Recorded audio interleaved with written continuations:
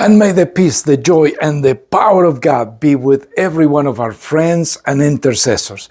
This week, we are dedicating it to the subject of mentoring in personal prayer.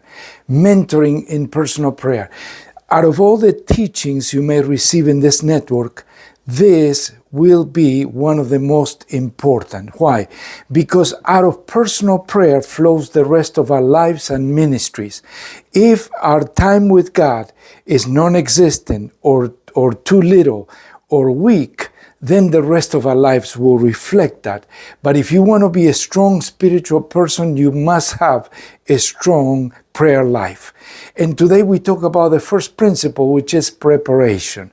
I want to, throughout the week, I'll mention some personal examples because I've been walking this path of prayer for more than half a century now.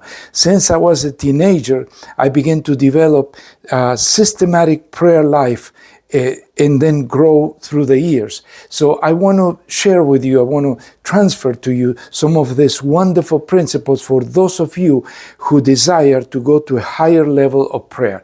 The first principle I want to mention is preparation. Preparation before you even start the devotional.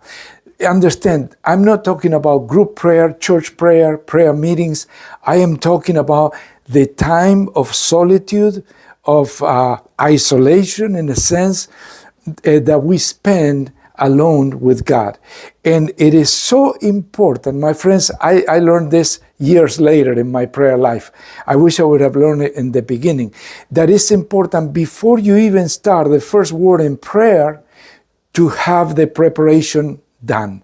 And the preparation for prayer includes having faith. Preparing your heart ready to believe what God is about to speak to you during your devotion. So one of the things I do every morning when I wake up very, very early, I start, before I start my prayer time, I begin to listen to a sermon on the subject of faith, because that is my first activity.